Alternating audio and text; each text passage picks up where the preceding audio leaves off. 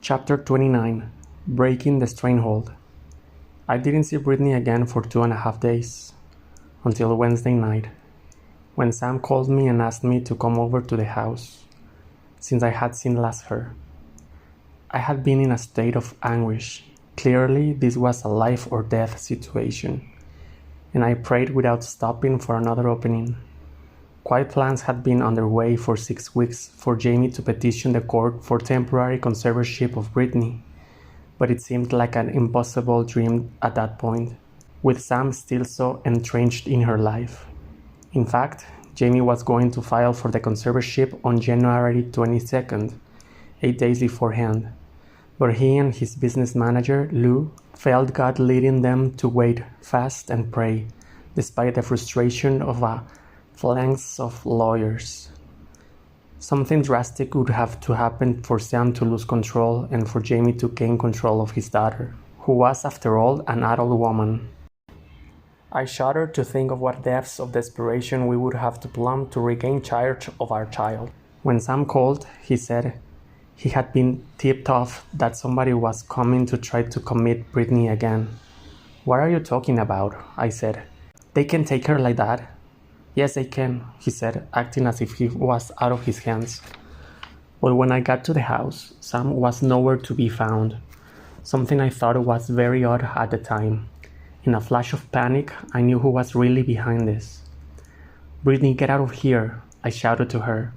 "Sam wants you to be committed again. He says there are people coming to get you." Sam showed up then and looked at me as if I had lost my mind. Poor Britney didn't know who to believe. "Come with me right now," I begged. Before we could act, there was a pounding knock on the door. Within seconds, at least 20 police officers stormed into the house. One of them announced that they were there to approach Britney and take her to the UCLA Medical Center on another 5150 hold. "On what grounds are you taking my daughter?" I said as firm as I could, though I was trembling. "We have our orders," the officer practically barked at me. I was afraid to move a muscle. "Why are all these huge guys here to take my 120-pound daughter?" Britney in no way resisted them. She was polite and subdued, even as they strapped her into a gurney. "Why do you have to strap her down like that?" I demanded. "She's not resisting you." One of the cops glared at me. "We'll restrain you if you cause any problems," he said. "Just sit over there and be quiet." At this point, they had us all standing in different parts of the room, separated as if we were common criminals. I had called Jamie to let him know what was happening to Britney, and both of us were crying. How could this be happening to our daughter? She started crying for me. "Mama, Mama." I was in agony. I'm here, baby," I said, tears streaming down my face. "Please let me ride with her," I pleaded, but they wouldn't budge. I was more afraid than when they had airlifted my comatose little boy all those years ago.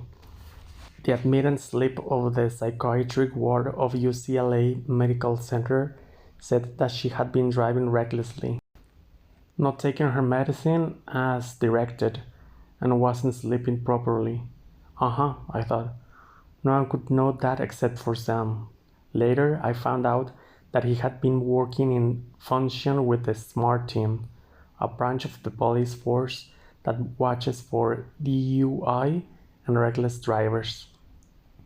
Jackie Adnan, Britney's paparazzi boyfriend, and I raced out the door after Britney as she was put into an ambulance. I could hear the whirring of helicopters circling the sky overhead, and I could see police on motorcycles and in cars and all kinds of emergency vehicles. Afterward, I would wonder how many thousands of dollars were spent capturing one hardened, vulnerable young woman and bringing her to the hospital. It was ludicrous. We jumped in Jackie's car and followed the caravan of vehicles all the way to UCLA Medical Center, where Britney was admitted at 4 a.m. for the second time in 1 month into the psych ward of a hospital. God's plan trumped Sam's. Hours passed before we were allowed to see Britney. None of the doctors would speak to any of the family members, including me. They would only talk to Sam. We knew he was there because some of the paparazzi were texting Jackie and me, telling us that Sam had been texting them, feeding them details of Britney's condition and her surroundings in the hospital.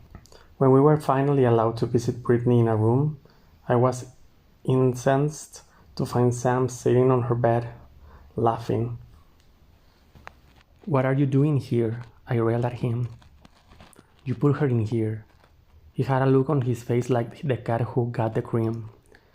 "You're the one who always causes drama," he said, grinning. "They should put you in here." He calmly paged a nurse, and when she got to the room, he said, gesturing to me, "Nurse, she's causing a disturbance." It was absolutely maddening. It was tearing my hair out, trying to think of a way to get this man out of my daughter's hospital room and out of her life for good. "Just calm down, Mama," Britney said, looking at Sam for his approval. But God had answered our prayers, and he planted a seed of doubt in the doctor's mind about Britney's gatekeeper while Sam ran out to get some food for her. Jamie and I went to the team of doctors caring for Britney and pleaded our case, telling them all I had observed at Britney's house a few nights before. The main doctor suddenly decided that he didn't have an adequate grasp on Britney's condition or the situation as a whole. He decreed that there would be no more visitors until he could ascertain more information. When Sam sailed, and about an hour later, smiling at photographers and clutching a bag of food from In-N-Out Burger, he was denied entry to Britney's room. We weren't allowed in either, but it was no small victory to have Sam barred from her side. For 3 more days, Britney underwent tests and evaluation to determine what exactly was going on with her. We spent much of our time in the hospital, waiting, worrying, praying to see my child like that, at the lowest ebb of her life. Almost killed me. I was overcome with a feeling of sadness and helplessness. Britney was under the impression we had put her in there, and we told her over and over again we hadn't. I probably never would have had the courage to commit her to a psych ward, but it ended up being the turning point for her and for all of us. Not only would Britney finally receive the medical care and counseling she needed, but her second committal ended up being the catalyst for driving Sam out of her life. He pulled the trigger, so to speak, setting up the whole scenario so she would be committed again. Based on the belief that this would drive Adnan out of Britney's life, Sam was bitterly jealous of Adnan and knew he wouldn't control him. But his plan backfired, and he was the one who ended up being driven out of her life. I kept thinking of what verse from the final chapter in Genesis. "You planned evil against me, but God used those same plans for my good." That verse certainly jumps off the page for me now. Because of all the horrible things Jackie and I saw and heard that night at Britney's house, we had the ammunition to file for a restraining order against Sam. Before my daughter was released from the hospital, a lawyer came to Jamie's apartment where Jackie and I were asked to give an account of the events of that night. First thing Monday morning, we were in court, presenting our deposition and petitioned the judge for a restraining order against Sam and for a temporary conservatorship for Jamie. After a long day of sitting and waiting, the judge granted us both the restraining order and the conservatorship. Tears of relief and joy filled my eyes. Thank you, God. Sam was out. I could be Britney's mother again, and Jamie could be her father.